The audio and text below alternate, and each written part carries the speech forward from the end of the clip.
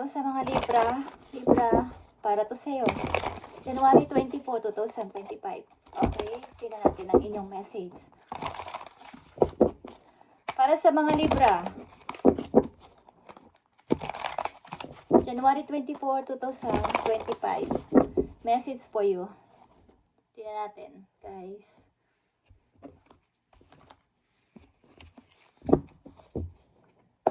Para sa mga Libra, ibigay mo ang tamang message sa kanila at paalala na rin sa kanila sa kailang present o kasalukuyan. Okay, Libra, ang ganda ng iyong unang message. 10 of Pentacles, 10 of Ariel is here. There is so very much to be grateful for. Financial success and the promise of retirement. A rich and rewarding family life. Okay, Libra? Sa mga Libra na nandito sa reading, maring ilan sa inyo ay magre-retire na sa trabaho o something na gustong magtayo ng negosyo with family. Or parang pawa ang inyong bahay nasa taas, nasa ibaba ang inyong munting restaurant or parang cafe. Okay? Cafe. Bagay sa inyo ang ganitong klaseng negosyo. Mahilig kayo magkape, ang ilan sa inyo. Okay, Libra. Ang unang message ninyo ay about ito sa pagre-retiro. About ito sa inyong pag-iisip para sa inyong pagre-retiro sa trabaho o pag-uwi na sa inyo. Kung kayo nasa malayong lugar at nagtatrabaho is makaipon ng maraming pera para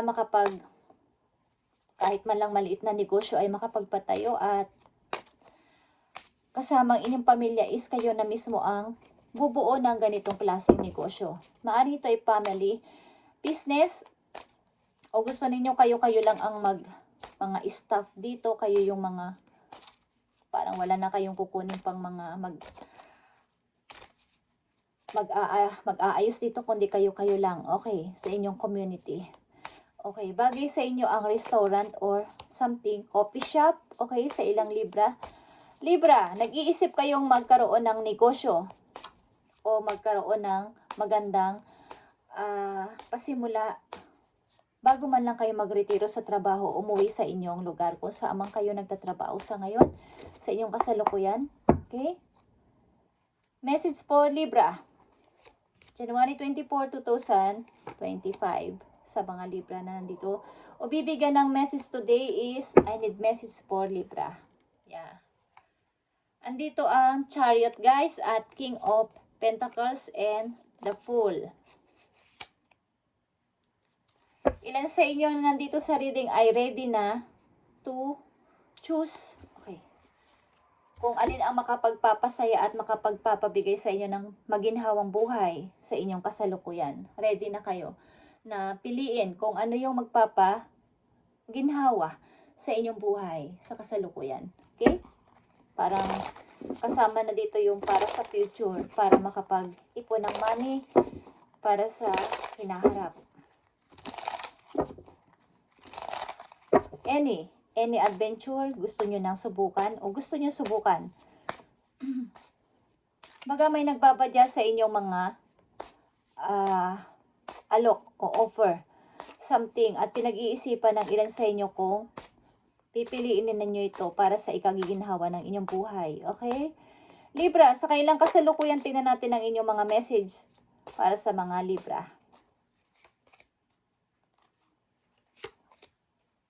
January 24, 2025 sa mga Libra. Okay. Gusto nyo itong tapusin.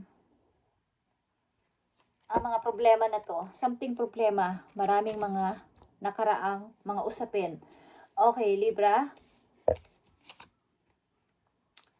I'm ready, okay? Any adventure, any plan, any decision, kaya ko na. O gusto ko na tong itry. O gusto ko mag-try. Sapagkat, kailangan ko namang itaas yung pera ko. O itaas naman yung magkaroon ako ng kalayaan sa pera. O tumaas man lang yung pag binubuksan ko yung passbook ko, yung bank ko is medyo malaki naman yung pumapasok na income sa aking sahod. Okay, ready na ako dito. 5 of Swords and 9 of Pentacles. Kaya ko mag-sacrifice o kailangan ko mag-sacrifice o isakripisyo ang isang tao na to, isang bagay na to para sa ikauunlad ko. Para sa ikauunlad ng money ko, para tumaas ang kita ko o ng maiipon ko. Kailangan ko tong gawin. Okay, 6 of Pentacles and the King of Swords. Kailangan ninyong maging practical sa paghawak ng pera, guys. Sa inyong darating na mga araw, buwan, is kailangan ninyong maging logic o makiramdam sa mga taong humihingi sa inyo ng tulong, something, lalo na pag may kinalaman sa pera. Dahil ito ay kauubos ng inyong ipon. Just saying, okay, Libra? Something na may mga tao na hingi sa inyo ng pera kahit hindi naman nararapat o hindi naman dapat bigyan ng tulong. So mag-ingat kayo sa pagbibigay o pagpapaawa ng isang tao para maubos ang inyong ipon. Guys, kailangan ninyong magtipid at maging practical kung iniisip ninyo ang inyong pagre-retiro sa trabaho someday. Okay, Libra, tingnan natin ang inyong mga messages pa. Parang naiisip nyo na hindi tumataas sa ina-expect ko ang pera ko. Minsan na yung mga bayarin ko is nag-o-over. Parang umaabot na ng due date, hindi ko pa nababayaran dahil kapos ako sa money. So, kailangan kong, meron akong isakripisyo. Meron akong dapat piliin para sa ikaginhawa ng aking buhay. Someday na rin, iniisip ninyo ang inyong future. Okay, Libra? Mga message for Libra.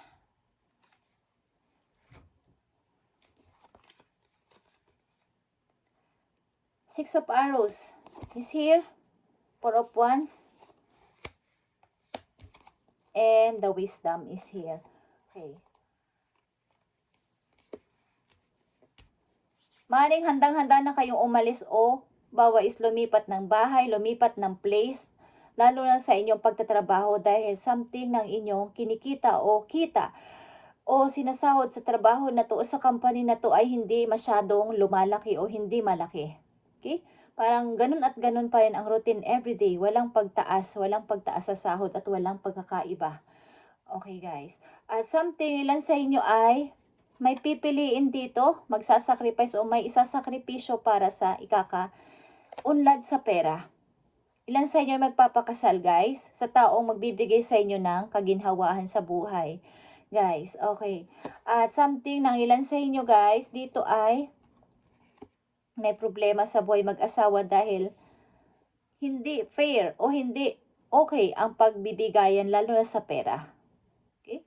Maaring may problema kayo usapin sa mag-asawa, buhay mag-asawa, dahil hindi patas dito ang pagtrato sa inyo ng tao na to, okay, ng inyong karelasyon.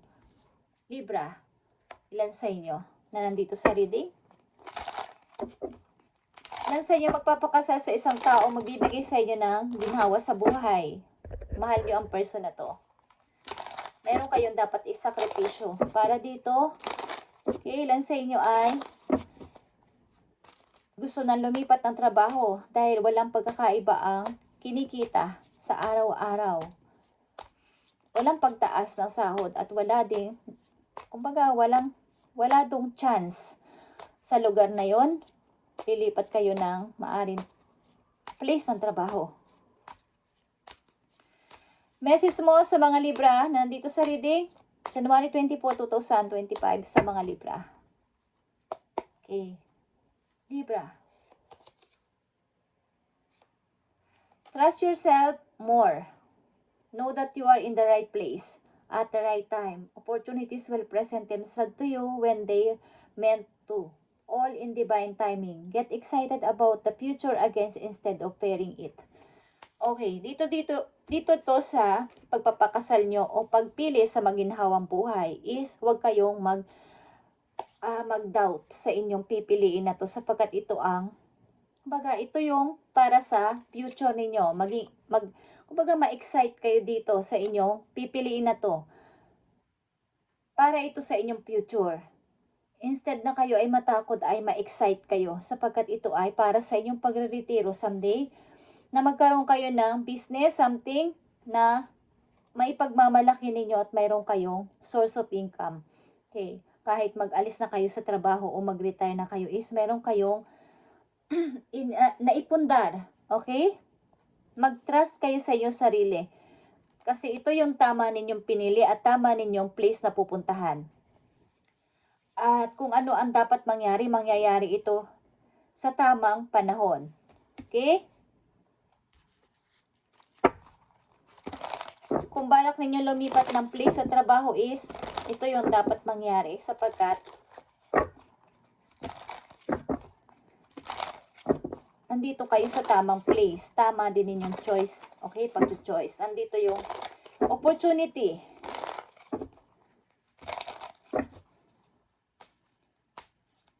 Sa ibang lugar, kung hinihimo kayo ng pagkakataon na lumipat o may opportunity, is maaring ito ay itatry ninyo. Plano ninyo itong itry. Okay, Libra, message for you. January 24, 2025. Ang ilan sa inyo ay nakatakdang magpatayo ng isang negosyo na may baga involve ang inyong pamilya dito at kayo-kayo ang magpapatakbo nito, guys. Maaring ang ilan sa inyo ay nagbabalak na magpagawa ng malaking bahay at sa ibaba ang parang business, family business. Ando na din ang inyong pwesto sa ibaba at nasa taas ang inyong tirahan. Okay, maaaring ito ay up and down or tatlong palapag, guys. Okay? Ilan sa inyo? Libra, message. January 24, 2025. Okay. Unconditional love is here. My heart is free from resentment towards other. I open the eyes of my heart and discover the light and beauty in every being. I am aware that suffering can cause distress and hurt in people. I see the pure child in everyone and practice forgiveness. Okay, ilan sa inyo ay mayroong unconditional love sa pagmamahal sa kapwa? Wala kayong sinisino, bata man yan or kahit sino, is nire-respeto ninyo ang kailang damdamin. Madali kayong maawa sa mga taong nakakaranas ng nahihirapan at nasasaktan sapagkat naiintindihan nyo ang kailang nararamdaman. Okay? Meron kayong pag-ibig na pure sa lahat ng inyong nami-meet na person. Kumbaga, ini-entertain ninyo kahit na alam ninyong kayo ay something na parang niloloko na or parang hindi na tama ang pagtrato sa inyo is pinapakitunguhan nyo ng maayos. Okay? Karamihan sa Libra nandito ay mayroong unconditional love sa mga taong kanilang namimit.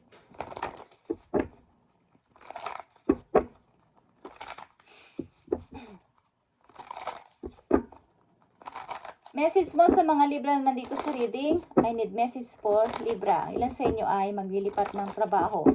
At willing kayo dito sapagkat kulang na ang inyong, kumbaga hindi tumataas sa inyong sahod at mga ilan sa inyo ay hindi masyadong nakakabayad sa parang on time sa mga bayarin. Sapagkat kulang talaga.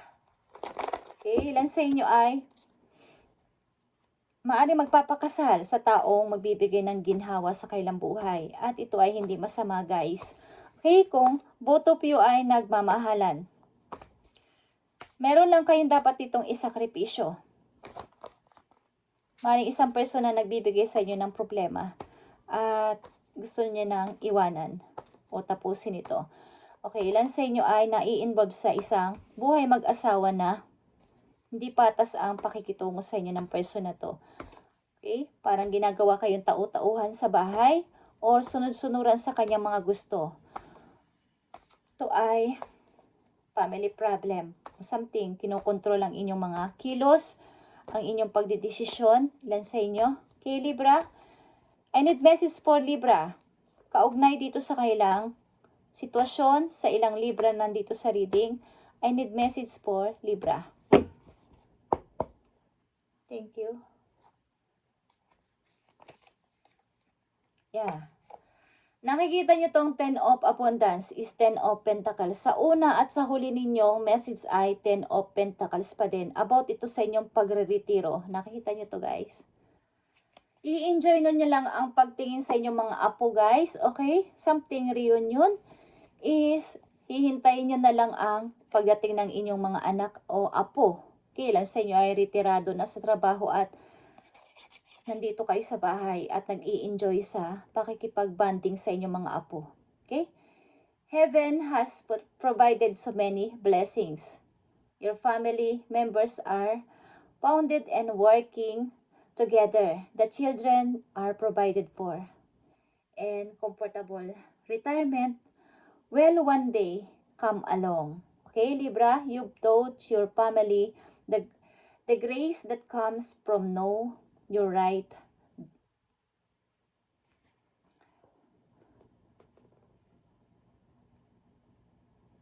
And should you very proud. Okay. Ilan sa inyo ay ganito ang hinihintay? Baga, sa inyong pagtanda is iniisip ninyo na maging proud ang inyong kahit mga apo ninyo is maipagmamalaki kayo pagdating ng panahon is gusto ninyo yung sama-sama kayo sa isang bahay, okay, ng mga anak ninyo.